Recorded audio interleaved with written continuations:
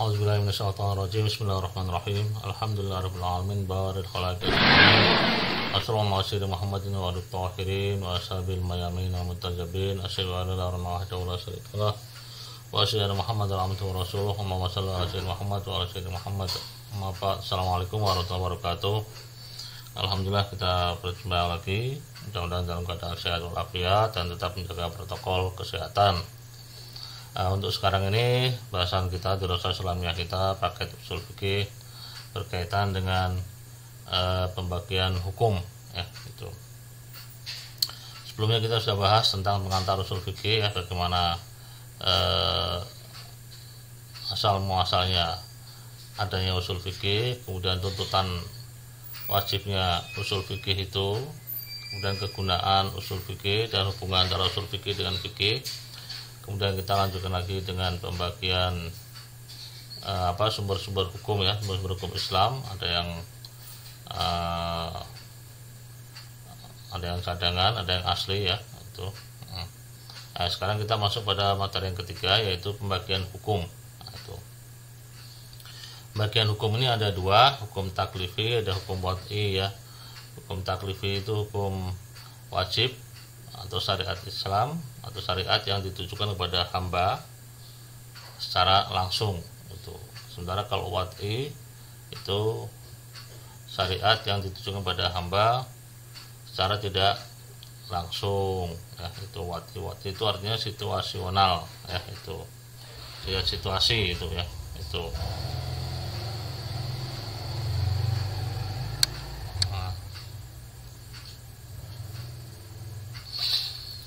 Kita lihat ya, bagian hukum ada dua, taklifi dan wad'i. Oke.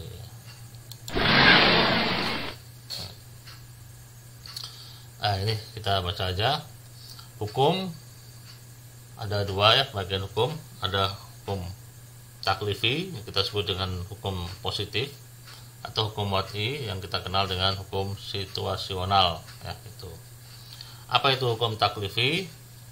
Hukum taklifi adalah hukum yang berkaitan dengan tindakan manusia dan yang mengatur perilakunya secara langsung dalam semua bidang kehidupannya, seperti larangan meminum arak, kewajiban melaksanakan sholat dan lain sebagainya. Ini hukum taklifi atau positif ya. Sementara hukum wad'i adalah hukum syariah yang tidak menetapkan secara langsung aturan-aturan bagi manusia dalam segenap tindakan dan perilakunya. Artinya syariat yang ditujukan kepada seorang hamba yang secara tidak langsung ya itu. Nah, ini mencakup ya setiap hukum yang berkaitan dengan situasi khusus, tidak semua kondisi ya, situasi khusus, dan punya pengaruh tidak langsung atas perilaku manusia ya. Ada pengaruhnya tentunya nantinya. Kemudian tidak ada kewajiban untuk melaksanakannya atau pilihan ya kan itu. Tapi kalau sudah dipilih, saya nanti ada hukumnya, ada hukum taklifinya ya itu. Seperti hak milik setelah adanya akad jual beli. Dalam jual beli kita tidak harus ya itu, tidak harus melaksanakan jual beli, tidak harus ya kan, atau pilihan mau jual beli ataupun yang lainnya nggak harus itu. Tapi ketika kita sudah milih jual beli sah, maka kita ada kewajiban yaitu hak kepemilikan ya itu, kita memiliki barang yang sudah kita beli dari penjual seperti itu.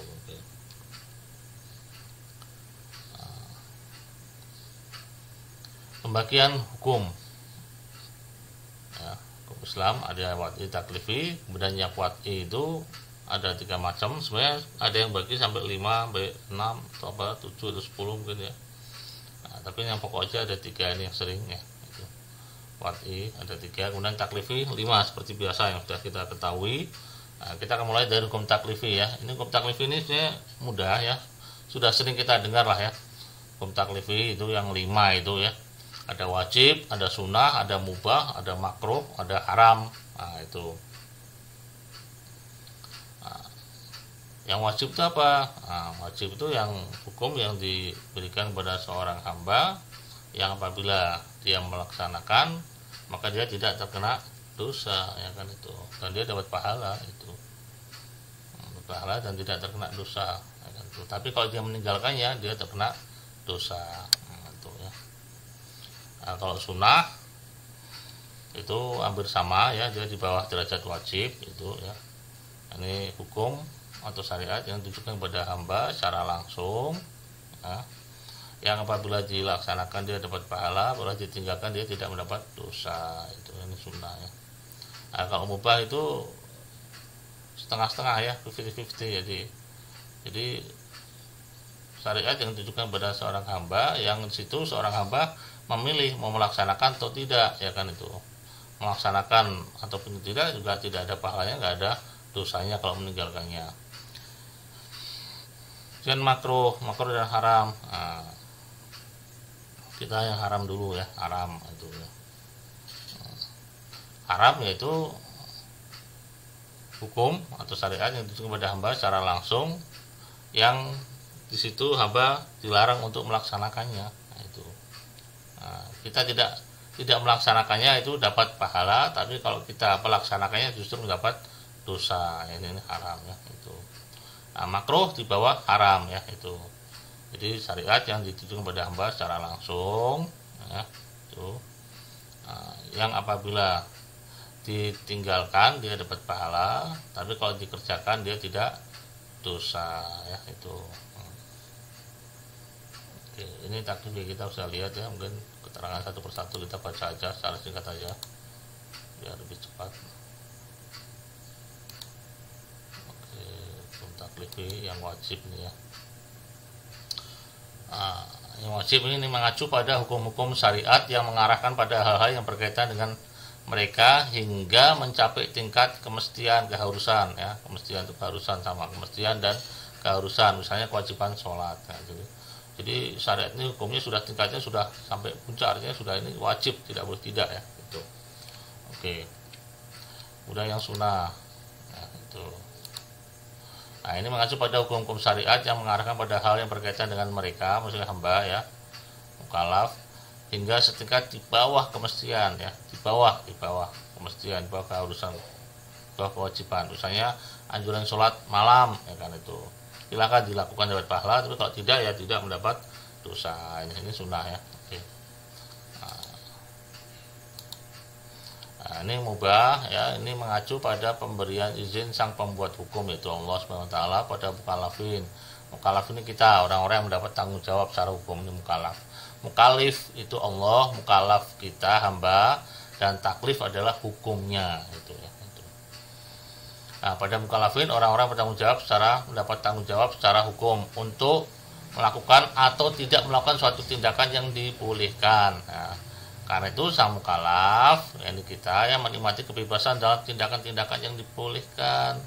Bebas kita melakukan, boleh tidak juga boleh. Tindakan ya, ini tindakannya. Jika dia ingin dia bisa melakukannya, dan jika dia tidak menginginkannya dia bisa meninggalkannya. Seperti minum ya.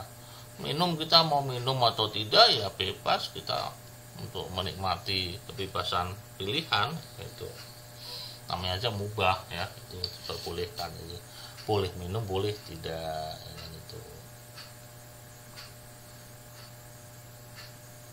Nah, walaupun nanti ya perlu kita sampaikan lagi bahwasanya nanti ada pembagian hukum lagi, saya tidak kita masukkan di sini ya.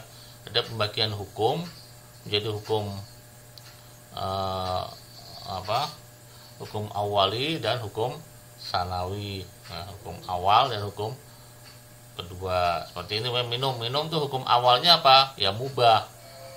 Tapi ada hukum keduanya, yaitu apa? Nah, kalau seandainya itu minum itu justru membahayakan tubuh ya, karena sebagian ada beberapa penyakit ya, kalau kebanyakan minum justru berbahaya ya, itu. Maka minum itu menjadi haram pada batas tertentu ya kan itu. Maka kewajibannya 2 gelas, maka di atas 2 gelas itu minum itu haram baginya. Ini hukum sanawi, hukum kedua ya. Hukum pertamanya apa? Mubah, boleh-boleh aja. Tapi pada kondisi tertentu, darurat ya, atau daruri, keadaan darurat, maka minum itu bisa jadi haram, atau bahkan bisa jadi wajib, kan? Ini kalau dia tidak kasih minum, dia akan mati. Maka minum pada saat itu wajib bagi dia. Itu. Ini hukum sanawi ya. Itu. Oke. Ini tambahan saja ya pada penjelasan, karena pada materi sini kita tidak cantumkan itu. Oke, kita lanjut pada yang keempat. Makruh. Nah, ini mengacu pada hukum-hukum syariat yang mencegah segala sesuatu yang berkaitan dengan mereka setingkat di bawah kemestian dan keharusan dalam hal larangan tentunya ya. Karena itu kemakruhan dalam hal larangan itu adalah seperti hanya anjuran dalam bimbingan itu ya. Itu seperti dalam sunnahnya lah istilahnya. Dalam pelaksanaannya itu sunnahnya, tapi ini yang makruhnya ya, karena dalam larangan. Persis seperti halnya larangan dalam hal pencegahan, itu larangan dalam hal apa? Pencegahan, dicegah tidak boleh, ya itu larangannya pencegahan ya itu. Karena makruh ya, seperti sholat menghadap ke cermin, jangan sholat menghadap ke cermin. Nah itu, ini makruh ya, kan itu. Kita melaksanakan bagaimana? Ya nggak apa, nggak dosa. Tapi kalau kita meninggalkan, kita dapat pahala. Nah, ini makruh. Oke, kita langsung aja percepat. Nah, yang haram ini ya. Ini mengacu pada hukum syariat yang mencegah segala sesuatu yang berkaitan dengan mereka hingga ke tingkat kemestian dan keharusan. Itu ya. Itu. Mesti ditinggalkan, tapi ya karena dalam larangan sih ya. Itu. Misalnya larangan memberi dan memungut bunga uang, atau kita sebut dengan riba ya. Larangan riba. Nah, atau larangan berzina, larangan minum khamar dan lain sebagainya. Banyak larangan-larangan itu. Nah, larangan-larangan ini tentunya yang ditujukan pada hamba secara langsung, ini nggak boleh dilanggar ya, nggak boleh dilaksanakan ya. Itu. Jadi kalau kita menghindari riba, zina, khamar, kita justru mendapat pahala ya. Tapi kalau kita melanggar, ini kita dilarang, tapi kalau kita justru melaksanakannya, justru kita dapat dosa ya. Nah ini berkaitan dengan haram. Oke. Karena kita masuk pada bagian hukum yang kedua, yaitu wad'i, hukum situasional ya, berkaitan dengan situasi. Nah, hukum situasi ini ada 3 macam ya. Kadang dia menjadi sebagai sebab, kadang menjadi syarat, kadang menjadi manik ya, penghalang ya. Sebenarnya materi-materi sebab, syarat, dan manik ini diambil dari hukum taklif itu sendiri ya. Kondisi-kondisi pada hukum taklifi. Jadi dalam hukum taklifi ada berapa kondisi-kondisi. Nah, itu ya. Nah, itu. Ya, akhirnya kita para ahli usul fikih mengistilahkan dengan sebab, kadang distilahkan sebagai syarat, kadang distilahkan sebagai manik ya, oleh ahli fikih ataupun usul fikih. Oke, kita lihat. Yang pertama adalah sebab. Oke. Nah, sekarang hukum wad'i yang sebab. Hukum wad'i yang sebab secara bahasa atau lugawi, sebab berarti sesuatu yang dapat menyampaikan kepada apa yang dimaksud. Kan itu sebab. Sebab itu sebagai penyebab ya, itu penyebab sesuatu. Penyebab sampainya sesuatu pada yang dimaksud. Nah, itu. Itu sebab ya. Nah, kemudian menurut definisi para ahli ya, sebab adalah sesuatu yang jelas dapat diukur, yang dijadikan pembuat hukum sebagai tanda adanya hukum. Itu. Nah, ini sebab ya, itu. Jadi kalau ini sebab ini nggak ada, maka tanda hukumnya nggak ada. Maka lazimnya dengan adanya, maka keharusannya, kepastiannya, keniscayaannya, dengan adanya tanda itu berarti ada hukumnya. Nah, itu. Dengan tidak adanya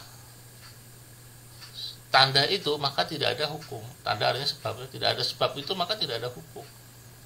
Sebab hilang ya, udah hukum itu hilang. Itu. Contoh ya, masuknya bulan Ramadan menjadi pertanda datangnya kewajiban puasa Ramadan. Itu. Atau namanya tergelincirnya matahari ya, matahari di tengah kemudian jalan sedikit, nah, itu tergelincir matahari namanya. Nah, itu menandakan masuknya waktu duhur atau kewajiban sholat duhur. Nah, itu. Nah, masuknya sholat duhur itu sebagai wajib karena matahari sudah tergelincir, masuknya sudah. Ya, itu. Nah, tapi kalau belum tergelincir ya belum masuk waktu duhur. itu ya, waktu zuhur sholatnya itu. Nah, jadi masuknya bulan Ramadan ya, ketika kita melihat ada hilal, kemudian masuk bulan itu pada 1 Ramadan. Nah, ini disebut sebab, sebab datangnya kewajiban puasa. Nah, disebut musabab atau hukum. Nah, ini itu. Artinya kewajiban puasa ini disebut musabab, yang disebabkan ya, yang diberi tanda dengan datangnya bulan Ramadan. Nah, bulan Ramadan sebagai tanda, sebagai sebab. Nah, kalau tandanya ada, ya maka hukumnya ada. Tapi kalau tandanya hilang, ya maka hukumnya hilang. Hukumnya itu kewajiban puasa. Gitu, ya. Nah, ini sebab ya, bisa dipahami ya, gitu ya. Sebab itu.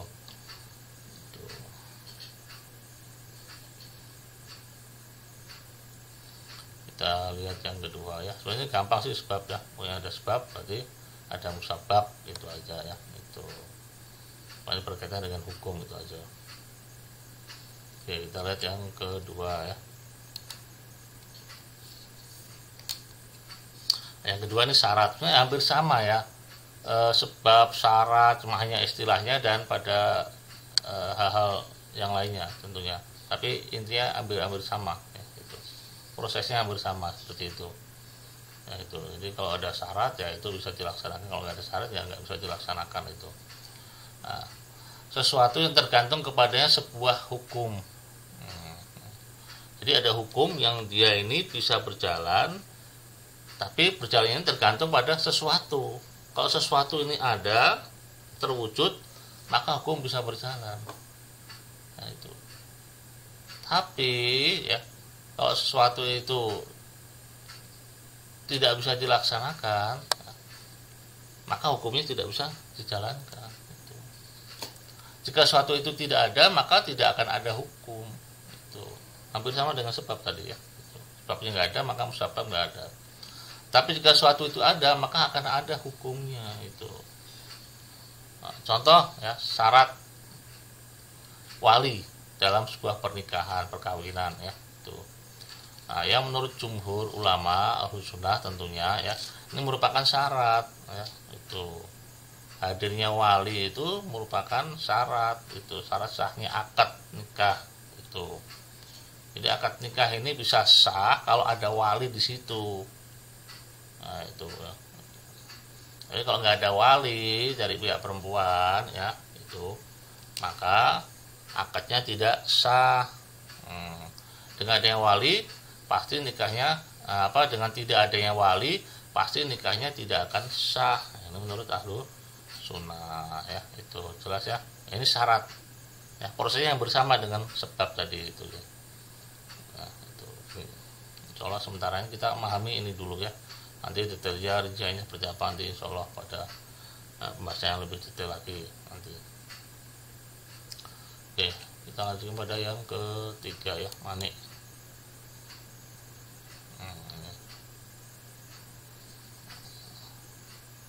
Mani juga hampir sama seperti tadi ya, prosesnya sama ya, cuma ini dijadikan sebagai penghalang, pencegah, itu aja ya. Nah, ini sesuatu yang dari segi hukum keberadaannya meniadakan hukum, mencegah adanya hukum itu. Nah, penghalang bagi adanya hukum tertentu. Seperti hutang. Nah, hutang ini dijadikan sebagai mani, artinya penghalang, pencegah. Penghalang dari apa? Penghalang dari menghalangi kepergian haji, berangkatnya wajib ya haji, atau kewajiban haji ya kan? Orang yang punya hutang maka dia gugur kewajiban hajinya sampai dia bisa bayar hutang. Nah, ketika penghalangnya ini hilang, artinya hutangnya itu terlunasi, maka dia ada kewajiban haji di situ. Bisa dipahami ya itu.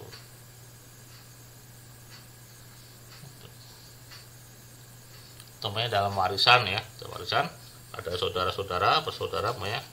Nah, kalau ada orang yang membunuh orang tuanya, nah, ini kan di Indonesia kasusnya banyak ya, karena warisan, karena uang dia rela membunuh orang tuanya atau orang tua membunuh anak maunya. Maka ya qatil, yaitu pembunuh orang tua atau pembunuh anak ya, maka ini sebagai mani, pencegah, penghalang dia untuk mendapatkan warisan. Padahal ini dia mendapat warisan ya, itu. Ayah mewarisi anak, anak juga mewarisi ayah itu. Tapi karena dia membunuh ya, baik ayah membunuh anak atau anak membunuh ayah, maka pembunuhan ini ya adalah mani sebagai penghalang atau pencegah dia mendapatkan warisan. Nah, ini mani namanya. Oke, mungkin ini bisa dipahami ya. Oke. Nah, ini tadi bahasan mengenai pembagian hukum dari segi wad'i dan taklifi. Walaupun tadi kita sudah tambahkan ya sekilas ya, hukum itu bagian hukum yang lainnya ada hukum awali dan hukum sanawi. Hukum awal dan hukum sanawi, hukum yang kedua itu apa? Itu hukum kedua itu biasanya berkaitan dengan situasi darurat ataupun tidak, seperti itu ya. Itu biasanya hukum sanawi seperti itu. Oke, terima kasih. Mungkin ini saja untuk kajian bagian hukum Islam. Wa taufiq illa billah, wa tawakkaltu ala unib. Assalamualaikum warahmatullahi wabarakatuh. A'udzubillahi minasyaitonir rajim. Bismillahirrahmanirrahim. Alhamdulillahirabbil alamin. Barakallahu asmain. Wassalamualaikum warahmatullahi wabarakatuh. Assalamu yamin. Asyhadu an la ilaha illallah wahdahu la syarika lahu wa asyhadu anna Muhammadan abduhu wa rasuluh. Allahumma shalli ala Muhammad wa ala Muhammad. Amma ba'd. Assalamualaikum warahmatullahi wabarakatuh. Alhamdulillah kita terus jumpa lagi dalam kajian usul fikih, masih pada materi yang sama ya, itu ya.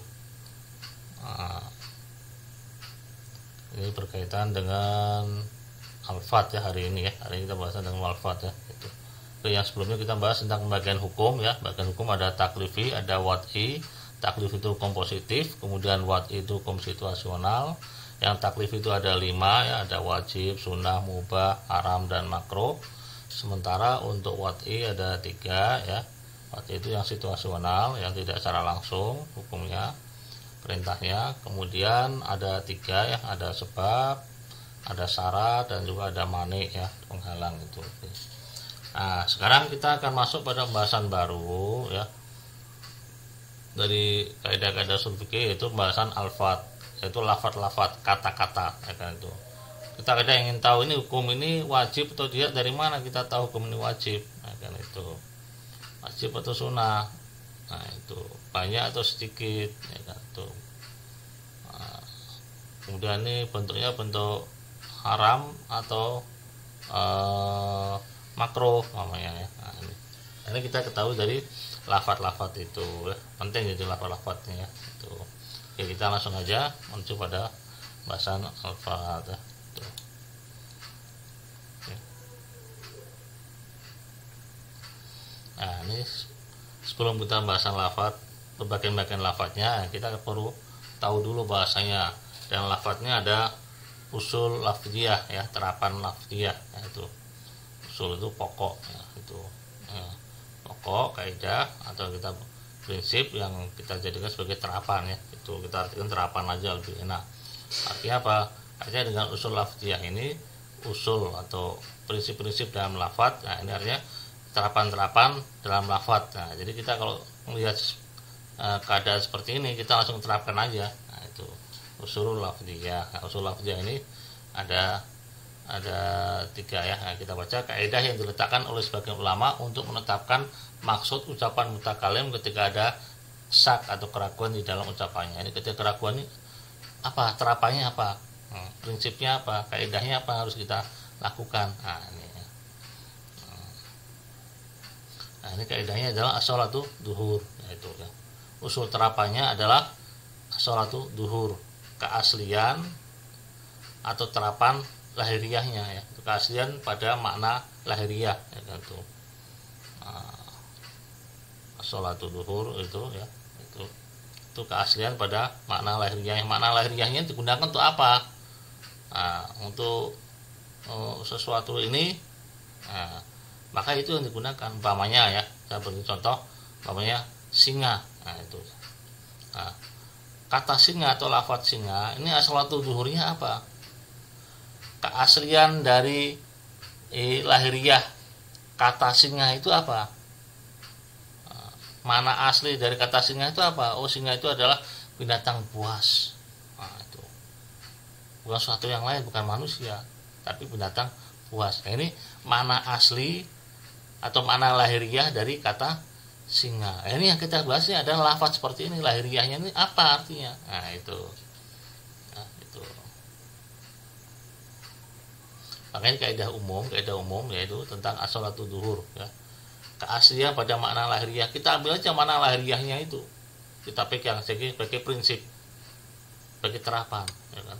Kalau kita ragu tentang ucapan orang yang berbicara, ya kita langsung aja menggunakan as-shalatu zuhur. Nah, ini nggak usah nunggu para ustadz, para ulama untuk menuntunnya, ya, itu mengajarinya. Udah kita tahu, sudah kita langsung terapkan aja. Makanya usul lafziyah, terapan lafaz, kita bisa tahu langsung dan kita bisa terapkan langsung, ya kan itu. Nah, ini as-shalatu zuhur, ya kan itu. Nah, yaitu jika ragu dalam ucapan mutakalim itu orang berbicara, apakah ucapannya dimasukkan untuk makna lahiriah, makna zahir, atau selain lahiriah, maka ucapannya diberatkan pada makna lahiriah, dan inilah disebut dengan istilah as-shalatu zuhur. Keaslian pada makna lahiriahnya itu apa? Nah, ini ada 3 keaslian pada makna lahiriahnya ini, ya. Itu. Nah, kita lihat ya satu persatu. Ini ada as-shalatul hakikah, keaslian pada hakikat sesuatu atau makna hakikat, makna sebenarnya dari suatu makna, ya. Nah, itu yang kedua as-shalatul umum. Ini dimaksud untuk umum, untuk khusus, maka kita ambil pada umumnya, ya, itu. Atau as-shalatul mutlaq, ini untuk mutlaq atau enggak, ya. Mutlaq sama umum itu hampir sama. Nah, jadi pada kata-katanya aja nanti, ya. Oke. Yang pertama ini, ya, itu. Nah, as-shalatul hakikah atau hakikat, nah, keaslian hakikat lafaz, itu keaslian hakikat lafaz. Hakikat lafaznya ini aslinya apa, digunakan untuk apa? Nah, itu.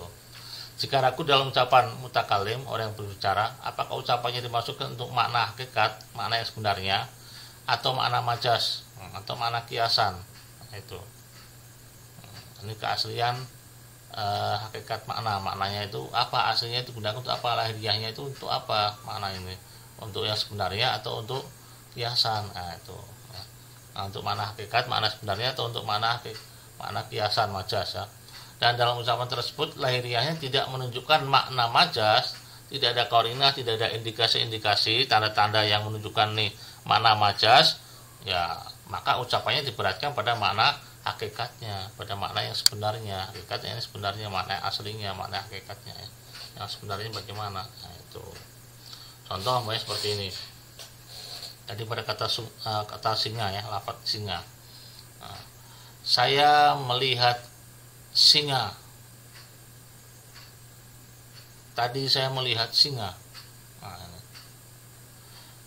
ini singa yang dimaksud ini apa? Singa binatang buaskah ini, atau singa yang dimaksudnya adalah seorang pemberani, makna kiasan. Nah, itu. Apa yang harus kita lakukan? Nah, kita kembali pada as-shalatul hakikah, ya, itu. Keaslian pada hakikat makna itu apa, ya, kan itu. Hakikat makna itu digunakan untuk apa? Oh, gunakan untuk binatang buas. Misalnya lafaz singa. Singa itu hakikatnya adalah binatang buas itu. Karena memang lafaz itu digunakan untuk binatang buas, ya kan itu. Nah, itu. Nah, maka apa? Maka kita beratkan aja. Pasti ucapan ustadz itu, ucapan guru itu adalah yang dimaksud singa adalah binatang buas. Jadi beliau melihat ada binatang buas namanya singa. Nah, itu. Kenapa? Nggak ada indikasi, nggak ada tanda-tanda yang menunjukkan bahwa itu makna kiasan. Nah, beda halnya kalau seorang guru mengatakan, bercerita seperti ini umpamanya. Saya tadi bertemu singa di dalam kelas sedang belajar. Nah, itu. Saya tadi bertemu singa di dalam kelas, atau saya tadi melihat singa di dalam kelas sedang belajar, umpamanya. Nah, ini kata-kata singa, ya, emang benar itu singa itu digunakan untuk binatang buas, tapi ada qarinah, ada indikasi tanda-tanda yang lain yang menunjukkan itu artinya bukan singa binatang, tapi singa kiasan. Itu apa? Oh, singa kok masa belajar, singa kok belajar di kelas. Berarti yang dimaksud adalah seorang pemberani, ya, atau murid pemberani. Ya, jadi melihat murid pemberani yang sedang belajar dalam kelas, ya, itu majas, ya, itu. Jadi ada indikasi, ada tanda-tandanya. Ya. Kalau nggak ada, ya kita berarti pada mana hakikatnya, mana yang sebenarnya itu. Oke, itu as-shalatul hakikah, ya. Itu. Jadi kita lihat yang kedua, bagian yang kedua itu as-shalatul umum, ya itu. Kalau umum tadi pada yang pertama sama ya.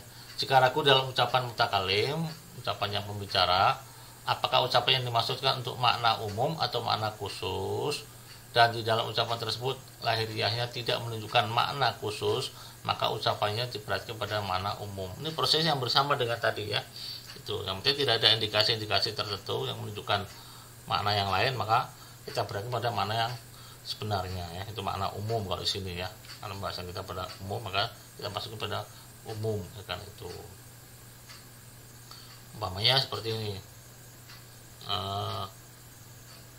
Semuanya berdiri. Semua berdiri itu. Atau semua mengerjakan PR. Nah, kata-kata semua ini menunjukkan tidak ada perkecualian. Ya kan?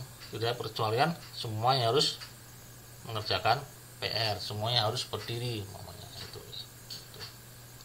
Nah, ini kita berarti pada makna umum, ya kan itu.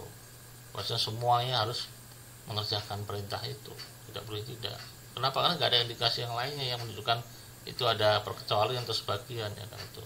Kecuali ada kata-kata sebagian dari kalian berdiri, sebagian lagi duduk. Nah, baru itu kita lihat ada sebagian berdiri, sebagian duduk perintahnya, ya kan itu. Atau ada kata seperti ini, ya kan?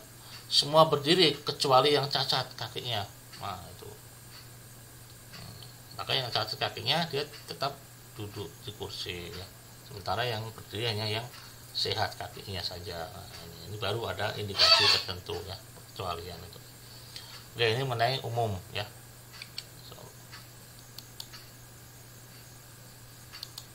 Nah, istilah ini yang bersama dengan tadi umum ya, saja kalau dia itu tidak menggunakan kata-kata itu, tidak menggunakan kata tambahan yang menunjukkan untuk umum ya. Kalau umum kan semua, sebagian. Nah, itu. Nah, kalau itlaq tidak ada seperti itu. Berdiri, semua berdiri, termasuk guru itu berdiri. Ini itlaq. Ini contoh ya. Nah, kita baca dulu. Jika ragu dalam ucapan mutakalim, ucapan bicara, apakah ucapannya dimaksudkan untuk makna mutlak atau makna muqayyad? Muqayyad terbatas, mutlak itu universal, semuanya ya kan itu. Semuanya. Kalau muqayyad dibatasi ya itu. Nah, yang terbatas. Dan dalam ucapan tersebut lahiriahnya tidak menunjukkan makna muqayyad ya, makna yang terbatas, maka ucapannya diberatkan pada makna mutlak, itu, makna universal ya, umum itu. Ya, umum sama itlaq ini hasilnya sama, semuanya, artinya semuanya. Nah, itu sama kalau itlaq itu tidak menggunakan kata-kata semuanya ya, kan, itu. Dan mencakup semua sifat-sifat semua personel ya itu, tanpa memperlihatkan sifatnya itu. Nah, itu itlaq itu. Pokoknya kita katakan semua berdiri berdirilah. Nah, itu ya. Kalau semua berdiri tadi umum ya. Tapi kalau berdirilah. Nah, berdirilah ini berarti semuanya ya, itu. Baik murid, baik guru, baik OP di situ semuanya harus berdiri. Tidak melihat sifat apapun. Oh, ini sifat pelajar, oh ini sifat OP ya kan, umal, pegawai ataupun yang lainnya. Tidak melihat seperti itu, semuanya. Gitu. Tanpa melihat sifat-sifat yang lainnya. Ini itlaq ya itu. Jadi bisa dipahami ya mungkin makna itlaq as-shalatul itlaq ya, keaslian itlaqnya itu ya, keaslian pada makna yang universal tadi itu. Nah, kita perhatikan pada makna itu ketika kita ragu pada ucapan mutakalim, ucapan pembicara ya itu. Nah, ini untuk bahasan as-shalatul itlaq ya itu harus bisa dipahami ya, itu itlaq dengan umum bahasanya. Oke. Sekarang kita masuk pada bagian lafaz ya, ini pentingnya. Tuh. Nah, kita akan peringkas saja ya, kita akan percepat aja ini bahasanya karena lumayan panjang. Zuhur lahiriah ya. Lahiriah kalimat dari Al-Quran dan hadis merupakan salah satu dari kaidah usul fikih yang gunanya menentukan jenis lafaz atau kalimat. Yakni kalimat ini menunjukkan wajib atau sunnah, haram atau makruh. Dalam bab zuhur, bab lahiriah kata ya, dibahas beberapa masalah atau bagian lafaz ya kan, yaitu sebagai berikut tadi. Ada awamir, perintah-perintah, ada nawahi, larang-larangan, ada am ya, umum, ada khos, khusus, ada mutlak, universal, jadi ada muqayyad yang terbatas. Dan ada mafahim, ada pemahaman-pemahaman khusus ya itu. Oke, kita lihat dari yang pertama ya, awamir.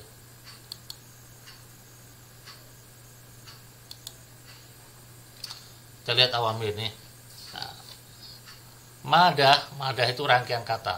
Rangkaian kata dari kata amr ya, yaitu alif, mim dan ro. Ini secara lahiriah menunjukkan arti wujub, arti wajib.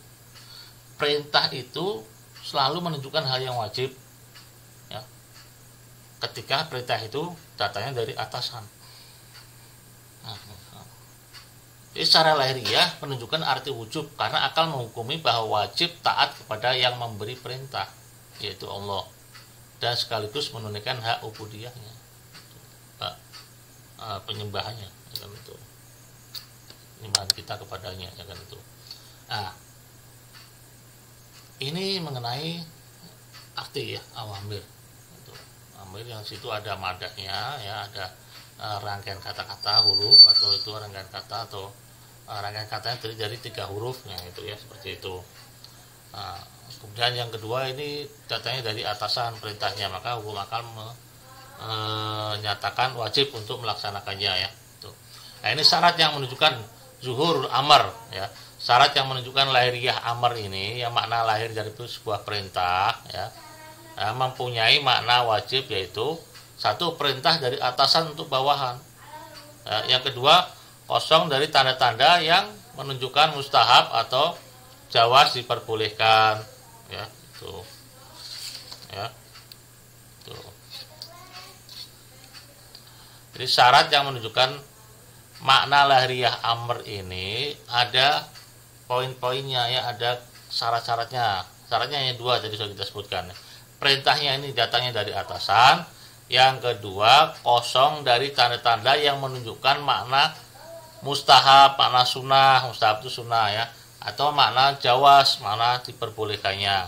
Contoh dalam ayat ya, aqimis sholah, dirikanlah sholat. Nah, dirikan sholat ya, di sini artinya dirikan sholat ya, dari sudah matahari tergelincir sampai gelap malam, dan dirikanlah pula sholat subuhnya sholat subuh itu disaksikan oleh malaikat. Oke.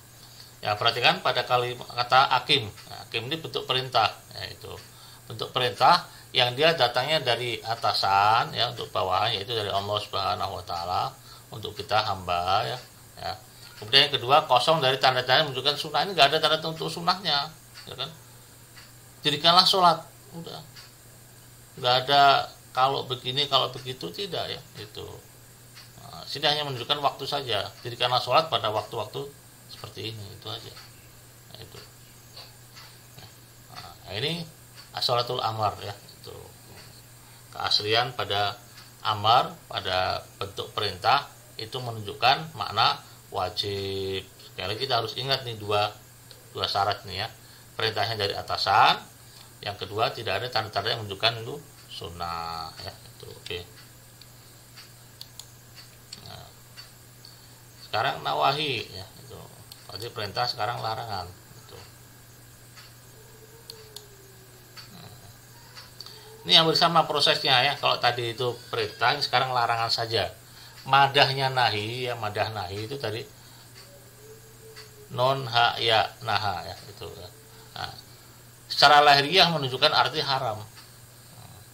Karena akal menghukumi bahwa wajib taat kepada sang maula, itu Allah Subhanahu wa taala.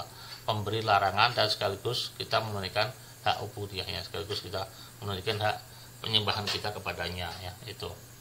Nah, nahi atau nawahi, nawahi ini jamak ya, plural daripada nahyun. Nah, itu ya.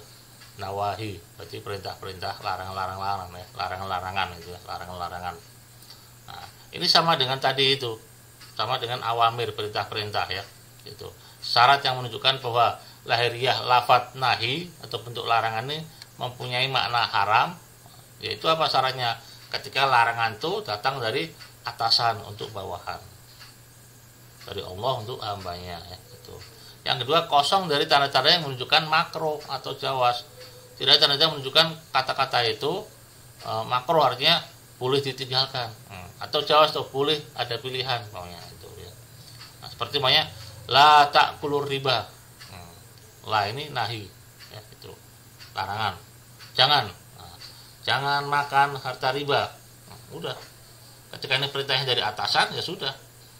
Maka wajib dilaksanakan, yaitu apa? Jangan la ta'kulur riba, ya jangan makan harta riba, itu aja. Ya, itu. Artinya larangan ini harus dilaksanakan. Dilaksanakan apa? Ya dengan kita menghindari riba tadi itu ya. Itu. Menghindari makan riba itu. Dan di sini tidak ada tanda-tanda yang menunjukkan makruh ataupun yang lain, tidak ada ya. Itu. Ya, katanya jelas itu. La ta'kulur riba gitu aja. Jangan makan riba. Nah, itu. Oke ya, ini bisa dipahami ya. Ini sekilas saja. Sekarang lafadz am, lafadz umum. Nah, yaitu lafadz yang mencakup semua personel yang berkaitan dengannya. Nah, itu. Mencakup semuanya di bawahnya itu ya. Itu. Contoh, kullu nafsin dha'iqatul maut. Semua jiwa akan merasakan mati. Semua yang dikategorikan sebagai jiwa, maka dia akan merasakan mati. Apa saja yang punya jiwa, personelnya apa saja yang punya jiwa, itu maka dianggap mati, akan merasakan mati itu ya. Nah, kata-kata semua ini menunjukkan arti umum. Ya, ini mencakup semua jiwa tanpa perkecualian ya. Ya jiwa manusia, jiwa malaikat mungkin, atau jiwa binatang atau apalah. Yang masih dalam kategori jiwa, mengenai kata-kata jiwa, maka dia akan merasakan kematian nantinya itu. Lafadz am, kalimat kata-kata am ini ya. Kata-kata am itu apa saja? Kalimat am itu yaitu kullu, semua. Kalau kita melihat ya kata-kata kullu itu berarti am maknanya, lafadznya bentuknya am, umum ya. Kalimat yang punya makna kullu atau sama dengan kulu, sejenis dengan kulu ya. Seperti apa? Jami, semua, amah, umumnya, kafah, keseluruhan, daiman, selalu, seperti itu. Nah, itu memberikan makna kulu, semua ya, itu. Nah, kemudian yang ketiga, datangnya kalimat nakirah. Nakirah itu tanpa alif lam ya. Setelah kalimat yang bersambung dengan huruf nafi, peniadaan. Seperti namanya la syarika lillah. La syari, la itu huruf nafi, meniadakan ya, itu. Syarik itu kalimat atau kata yang nakirah, tidak ada alif lam, nggak ada asyarik, nggak ada ya. Nah, lafaz yang tidak ada alif lamnya kemudian didahului dengan huruf nafi, huruf peniadaan, maka ini menunjukkan makna umum. La syarika lillah, Allah tidak memiliki sekutu apapun. Semua yang dianggap sekutu, semua yang dianggap sekutu, maka itu tidak ada pada Allah. Itu maksudnya seperti itu ya. Dan yang keempat, datangnya kalimat nakirah setelah kalimat yang bersambung dengan huruf nahi. Seperti la tastam ahadan ya. Perhatikan kalimat nakirah ya. Setelah kalimat yang bersambung dengan huruf nahi. Huruf nahi itu apa? La. Kemudian huruf nakirahnya apa? Dari sini. La tasdam ahadan itu.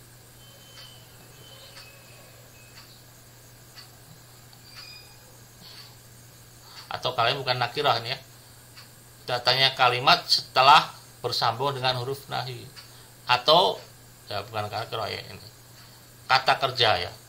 Datangnya kata kerja ya, tentu kata kerja setelah bersambung dengan huruf nahi ya. Bukan kalam nakirah, ini salah, ini copy paste belum diganti ya.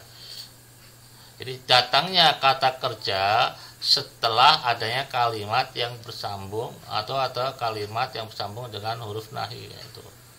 Ya, itu. Datangnya kata kerja ini ya, datangnya setelah adanya huruf nahi ya, itu. Kalau kita mau benerin seperti ini. Datangnya kata kerja yang ya, datangnya kata kerja ya itu. Setelah kalimat bersambung dengan huruf nahi. Nah, ini kurang tepat ya.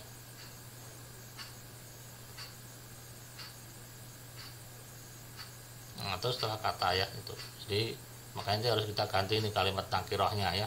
Jadi datangnya kalimat nakirah kita ganti dengan datangnya kata kerja setelah kalimat yang bersambung dengan huruf nahi.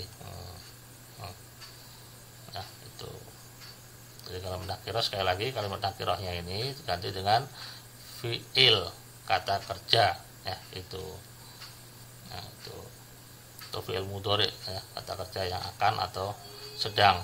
Nah, datangnya kata kerja setelah kalimat yang bersambung dengan huruf nahi. Huruf nahi itu mana? Huruf nahi itu la, yaitu larangan ya, itu larangan, jangan. Nah, itu beda dengan tadi huruf nafi. Nafi itu tidak ya, itu meniadakan.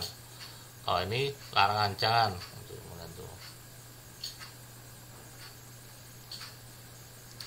Contoh, la tastam ahadan, jangan sekali-kali mencela seseorang. Nah, jadi kalau ada kata fi'il, ini tastam ini fi'il ya, fi'il mudhari kata kerja, mencela ini kata kerja ya. Nah,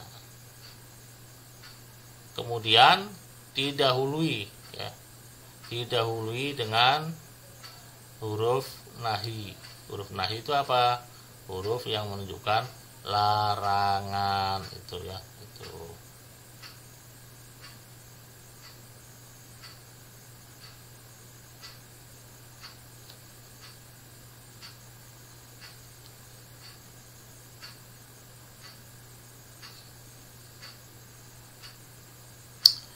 Oke ya, mungkin bisa difahami ya, itu. La tastam ahadan, jangan kamu mencela sesuatu. Atau kita memberikan contoh yang lain, umpamanya la tadrib ahadan, jangan memukul seorang pun ya kan, itu. Nah, ini sama ya, itu. Atau la tal'ab ahadan fil ghurfah atau fil qa'ah ya kan, itu. Jangan ada yang bermain di dalam kelas seorang pun. Nah, itu. Ini sama ya, la artinya la nahiyah, larangan. Oke, kita lanjut lagi ya. Ini tadi pada umum ya, mana umum itu. Oke, sekarang mana khas, khusus.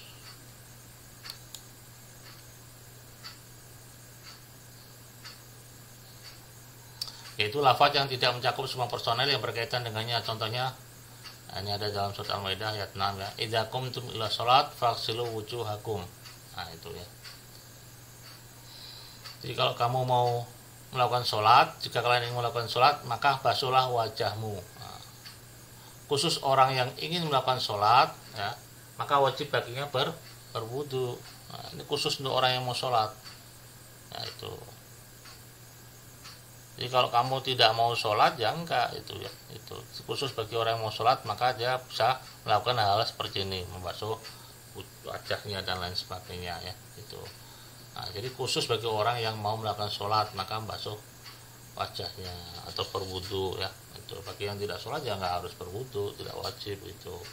Nah, ini mana khas khusus ya. Sekarang mutlak. Nah, mutlak ini sekali lagi, ini mutlak ini sama umum itu sama pada hasilnya ya, untuk semuanya.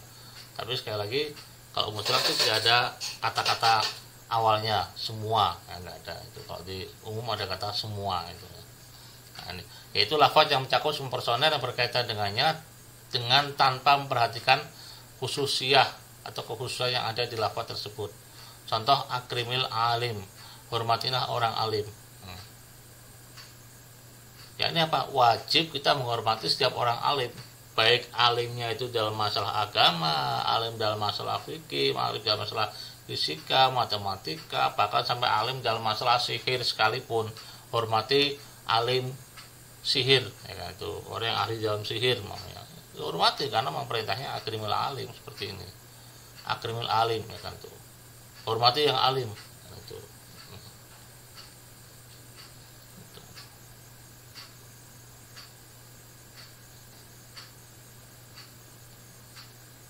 Nah, ini bentuk mutlak, ya, itu tidak ada kata-kata semua tapi memiliki makna semuanya. Akrimul alim, semua alim tanpa melihat khususiyahnya, tanpa melihat kekhususan apakah ini alimnya di alim fikih atau alim fisika atau alim matematika atau apa, enggak ada, ya, itu.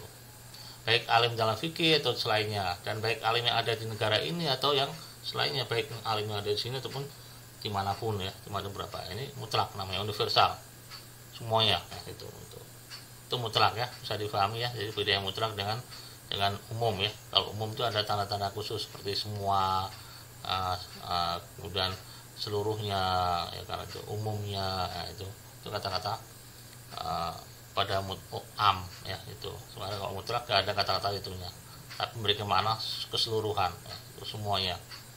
Itu hampir hasilnya itu hampir sama, ya, dengan umum, ya, atau mungkin katakan samalah semuanya itu, ya, semua personel itu. Tapi tidak diperhatikan khususiyahnya, ya, itu. Oke, ini mutlak, ya, itu. Sekarang muqayyad, yaitu lafaz yang tidak mencakup semua personel. Ini yang pertama, tidak mencakup semuanya yang berkaitan dengannya. Nah, kemudian yang kedua, dengan memperhatikan khususiyahnya. Kalau tadi tidak memperhatikan khususiyahnya, sekarang memperhatikan khususiyahnya.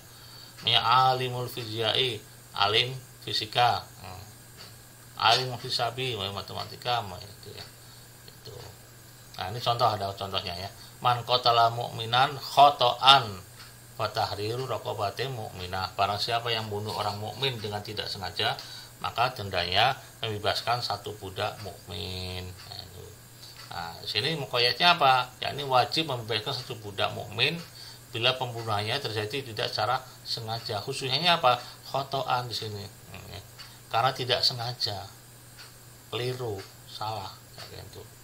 Membunuh seorang mukmin tapi karena salah, karena khoto, karena tidak sengaja, maka fatahriru raqabatin mu'minah, maka dendanya itu membebaskan satu budak seorang mukmin, ya, itu. Karena kalau barang siapa yang bunuh mukmin secara sengaja, ya, itu maka harus dibunuh, al-qatlu bil qatl, ya, maka pembunuhan harus dengan dibunuh juga, itu hukum qisas namanya. Nah, ini yang kita jadi masalah ada khotoan, ya. Jadi ada khususiyahnya. Jadi membunuh mukmin ada khususiyahnya apa? Mukmin yang seperti apa? Dibunuhnya bagaimana? Dibunuhnya karena salah, karena keliru, karena tidak sengaja. Nah, itu. Jadi bunuhnya karena tidak sengaja. Nah, itu. Tidak sengaja ini atau keliru ini adalah khususiyahnya. Ya, itu. Dibatasi, ada takyidnya atau muqayyad, ya kan, itu. Dibatasi dengan sifat tidak sengaja tadi itu, ya, itu. Ini arti muqayyad, ya, itu. Atau kalau kita tadi itu akrimil alima al-fizyai atau akrimil alima al-indonesi, hormatilah seorang alim dari Indonesia, maunya. Nah, itu juga sama, itu muqayyad, ya kan. Kita hanya menghormati seorang alim yang berasal dari Indonesia, itu. Atau kita menghormati seorang alim fisika atau alim agama, alimuddini, maunya, ya, akrimil alimuddini, ya kan. Nah, hormati seorang alim agama, maunya, seperti itu, ya. Nah, ini muqayyad namanya. Muqayyad ini yang dibatasi, ada takyid, ya, ada pembatasan. Yaitu apa? Ada kekhususiyahnya. Yaitu apa? Nah, tadi kalau pada ayat ini membunuh maka khususnya khotoan ya itu, karena tidak sengaja atau keliru ya itu. Oke, bisa dipahami ya. Kita langsung aja pada yang berikutnya ya. Oke, itu mafahim. Nah, yang terakhir ini mafahim.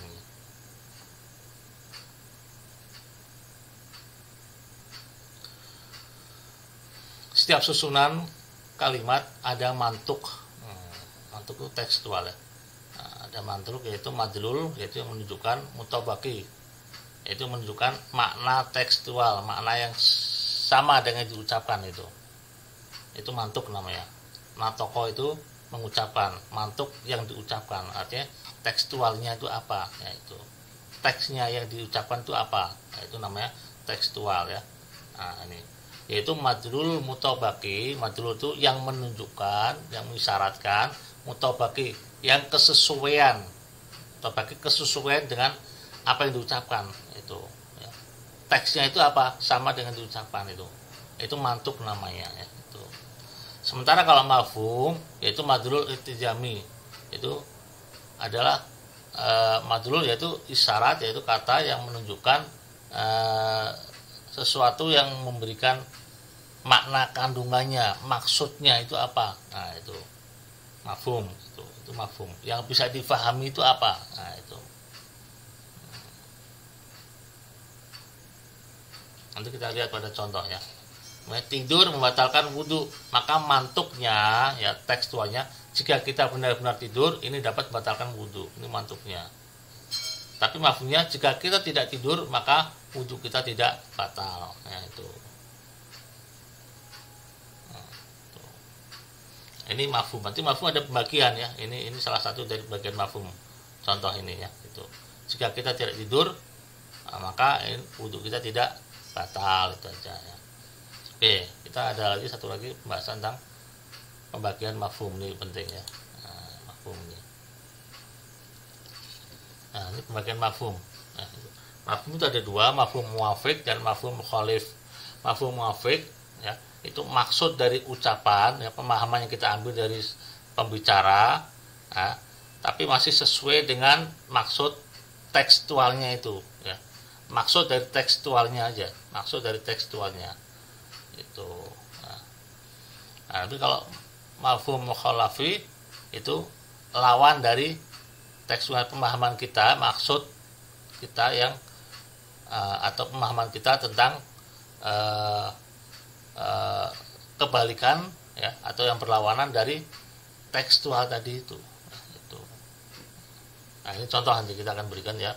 Nah, mafhum muwafiq, hukum yang ada di dalamnya sesuai dengan hukum mantuk, hukum tekstual tadi ya kan tuh.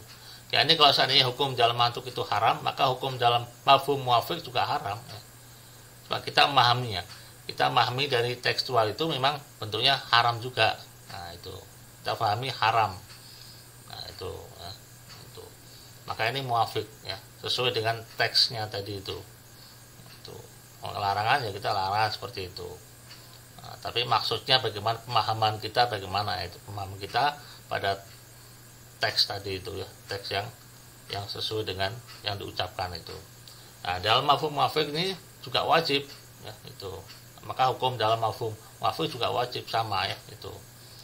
Jadi bila hukum di mantuknya, di teksnya itu wajib, maka di mafhum muwafiqnya juga wajib ya itu. Kalau di mantuknya itu larangan ya, larangan, maka di muwafiqnya juga larangan itu ya, mafhum muwafiqnya. Mafhum muwafiq adalah memaknai ya, atau mengambil kesimpulan ya, makna memahami dari teks tapi masih sama ya itu, masih sama itu. Jadi kalau situ wajib ya kita wajib itu.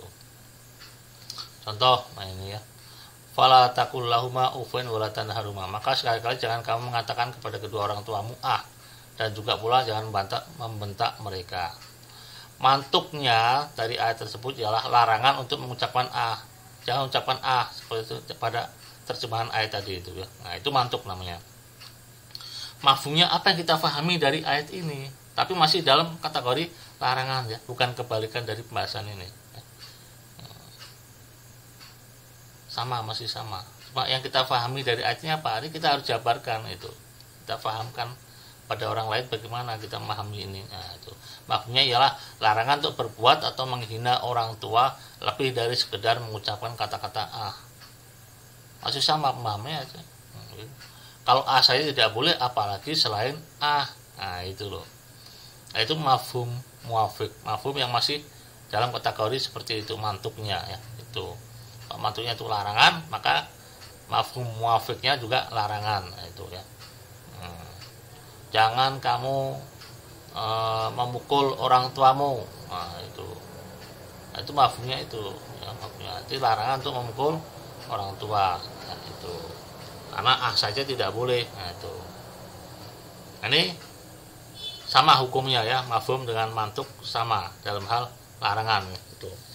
Nah, sekarang mafhum mukhalafi. Mukhalafi itu pemahaman yang kebalikan dari mantuknya tadi. Kalau mantuknya itu wajib, ini jadi haram gitu ya. Itu larangan ini ada pelaksanaan itu seperti itu. Hukum di dalamnya bertentangan dengan hukum yang ada di mantuknya. Ya ini kalau dalam mantuk hukumnya itu haram, maka di mafhum mukhalif hukumnya halal. Kebalikannya saja itu. Contoh, tidak boleh makan dari binatang yang disembelih tidak secara syar'i. Tidak boleh, ini larangannya. Tidak boleh makan dari binatang yang disembelih tidak secara syar'i, artinya tidak membaca bismillah, namanya gitu ya. Itu. Mafhum muafiknya apa? Tidak boleh makan dari binatang yang disembelih tanpa membaca nama Allah, ya kan itu. Itu mafhum muafiknya ya. Nah, mafhum mukhalifnya itu apa? Nah, di sini ini mantuknya. Mantuknya haram hukumnya makan dari hewan yang tidak disembelih secara syar'i. Mafhum mukhalifnya apa sekarang? Halal hukumnya makan dari binatang yang disembelih secara syar'i. Ya kebalikan saja. Kalau tadi dilarang, sekarang diperbolehkan. Nah, itu. Perbolehkannya gimana kebalikan? Kalau tadi tidak boleh makan dari binatang yang disembelih secara tidak syar'i, sekarang kita balik. Kalau disembelihnya secara syar'i bagaimana? Boleh. Berarti boleh makan dari binatang yang disembelih secara syar'i. Ya. Atau dengan kata kita boleh makan binatang yang disembelih dengan bacaan bismillah atau nama Allah ya itu. Oke, ini mafhum mukhalafi ya. Oke, mungkin insyaallah bisa difahami ya. Jadi kalau nggak jelas bisa tanya langsung insyaallah ya. Itu. Oh ya, ini sekarang ini kita kan nonton video ya. Jadi video ini harus tonton sampai habis ya. Sampai habis ya. Nah, sementara ini ya paling buat kasus sajalah ya. Kalian buat kasus, dua kasus atau satu kasus umpamanya dalam pembagian hukum ya, tadi ada hukum taklifi, ada hukum wad'i. Nah, cari kasus satu hukum taklifi, cari satu kasus hukum wad'i. Contoh kasus itu contoh dalam kehidupan kita apa ya kan itu. Nah, itu kemudian juga dalam bagian lafadz ini. Nah, bagian lafadz itu kalian bisa memberikan contoh namanya satu-satu lah setiap yang ada ya. Itu am satu, khusus satu, dan ini semua satu, mafhum muafik satu, mafhum mukhalif juga satu ya. Semua memberikan kasus satu-satu itu. Silahkan nanti dikerjakan, bisa dikirimkan di WA saya itu. Nah, ini buat kasus ini ya. Silahkan satu-satu aja, nggak usah banyak itu ya. Itu. Mungkin sampai sini saya. Wa ma taufiq illa billah wa tawakkaltu ahli unib. Astagfirullahaladzim. Assalamualaikum warahmatullahi wabarakatuh.